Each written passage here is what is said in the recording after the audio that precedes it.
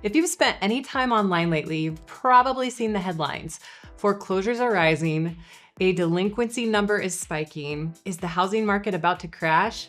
And if that has you completely scared to buy, I get it. Nobody wants to be the person who bought a home right before the 2008 happened all over again. So today I'm going to read you the real questions buyers are asking me about a crash. I'm going to show you the one scary number everybody is quoting, and then I'm going to show you the numbers the headlines are leaving out. Quick note before we get into it, if you're already working with an agent, they're the ones who can speak to your specific situation, so lean on them for that. What I'm sharing here is the honest market picture for everyone watching. So here's the first one.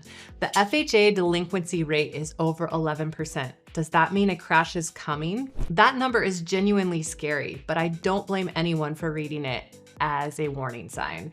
11% sounds like 2008 all over again, and the number is real. FHA delinquencies hit about 11.5% recently, the highest they've been in a few years.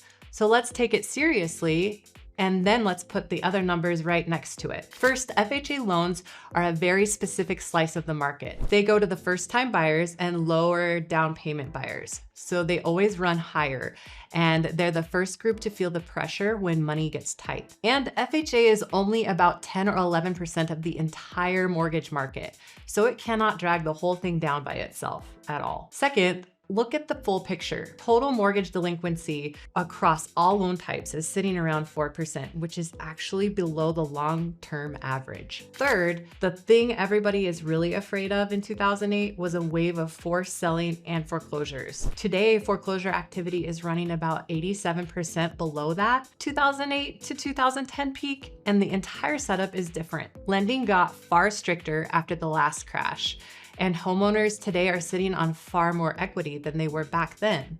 That equity is the cushion that stops a fire sale from ever starting. So the honest read from most of the analysts actually watching this is that we are in a correction, not a crash. A slower, softer market, absolutely. A collapse, the data just doesn't support it. Here's the next one, and honestly, it might be the smartest question on this whole list. I keep reading contradictory headlines. Where do I find unbiased housing market data? The frustration behind this is completely valid. Half the headlines scream crash, the other half scream boom, and they're often published in the very same week. So let me give you a trick because it's simple.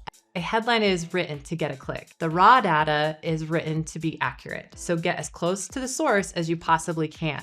For the national picture, there are a few places that publish the actual numbers without the drama. The Mortgage Bankers Association for Delinquencies, Freddie Mac Weekly Survey for the rates, and the Federal Reserve's data for the big trends, and the National Association of Realtors, NAR, for sales and prices. But here's the part that matters most for you. National data is just an average of thousands of markets that have almost nothing to do with each other. Gillette is not Phoenix, and Wyoming is not Florida.